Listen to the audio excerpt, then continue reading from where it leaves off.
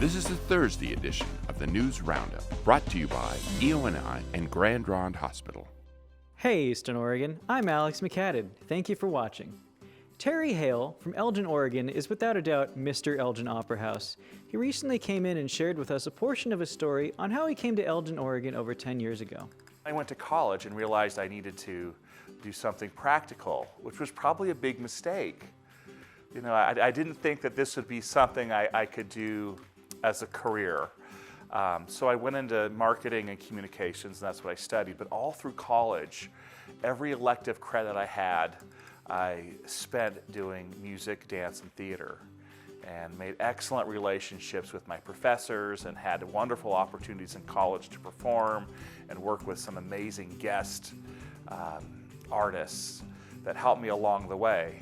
When I graduated from college, I went into marketing. That's what I'd studied, and had some wonderful experiences, but always was linked up to theater, and when I had a chance, I would direct wherever I could. My family and I decided to take this trip up to Rainier and had this wonderful weekend, and on the way back, I get this call from my mom, and she says, "Terry, your dad and I, we're selling everything in Portland, and we're moving to Elgin to live with my brother." And I said, "No way. I've been there."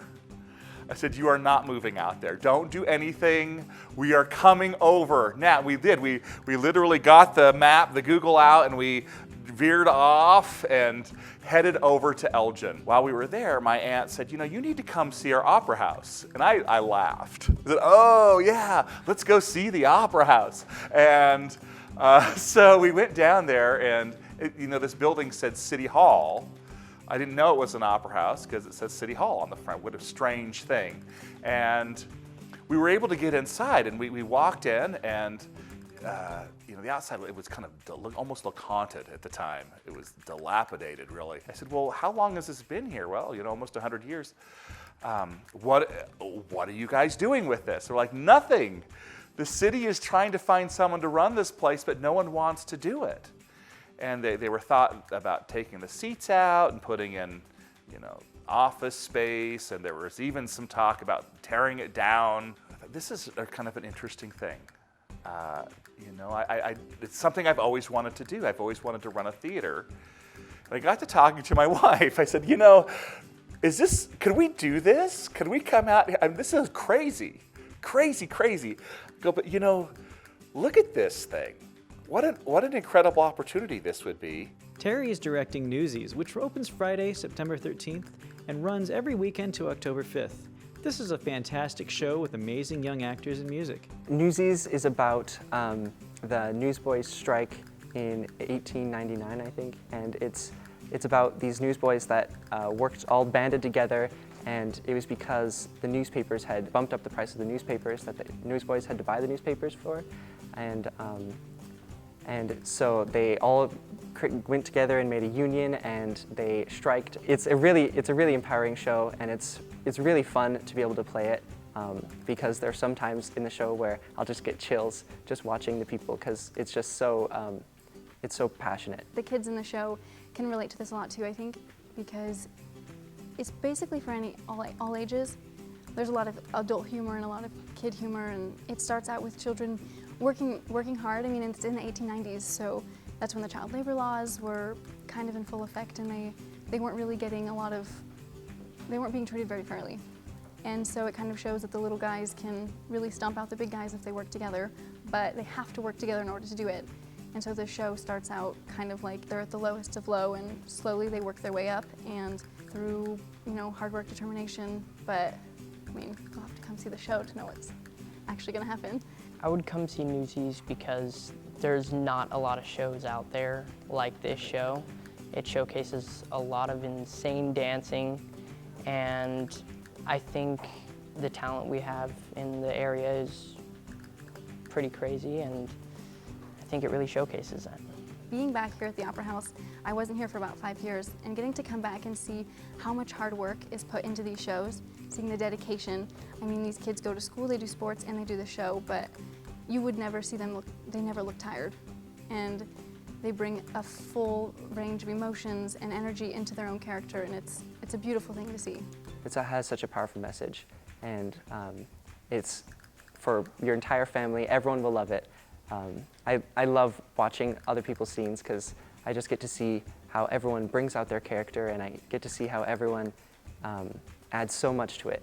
And it's always really fun just being able to go through that experience of working with these people. We want to introduce you to Mr. Ken Coreson.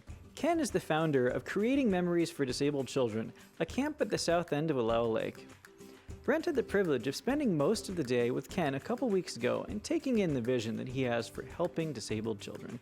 We had at the Elpin Fest, we had a little booth set up, and one of the scouts came along from Portland, and he said, "Hey, would you guys be interested in working with some of our handicapped? They're out of Dornbeckers. They have a program there for merit badges and things." And I said, "Yeah, but we don't have the facilities." Well, he said, "There's an old camp up here that we haven't used in years." And he didn't even know where it was at. He just knew it was there. So we talked a little bit, and we exchanged addresses, and he said, and my wife and I, a couple of weeks later, we decided we're going to find that camp, and we found it. And then we started working with the Blue Mountain Boy Scouts, and we wound up with a 50-year lease with an option of 50 more. Now we're in negotiation trying to figure out some way we could buy it. We have an enormous amount of scouts that use that after we got it cleaned up. So it's just evolved until now. I have what they call an impossible dream, and I'm reaching for an unreachable star.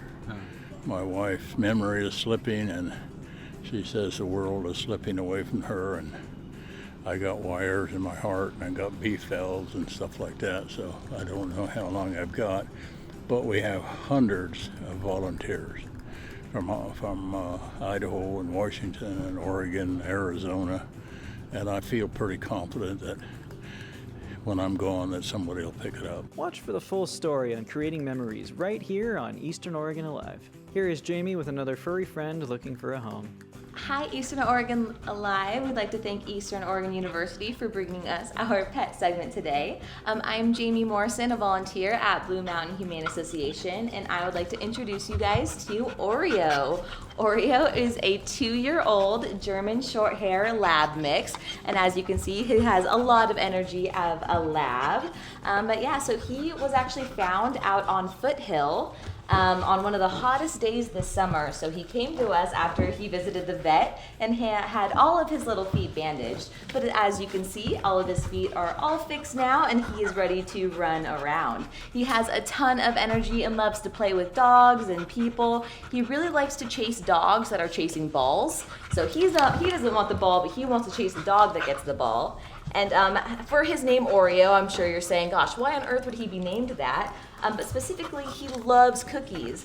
And we had a little photo shoot with him, and he did ridiculously well just because we were giving him cookies, and he wanted to sit and get some snacks. So as you can see, he's really eager to visit with other people other than me, and he really, really likes both females and male humans, as well as female and male dogs. So if you're looking for a super energetic pet like Oreo here, come on down to the animal shelter in Grande and come and play with him. He wants to run around with you and give you kisses and meet any of your friends that you have as well. So come on down and give Oreo a try. He wants to be a member of your family. Thank you for watching the News Roundup on Eastern Oregon Alive.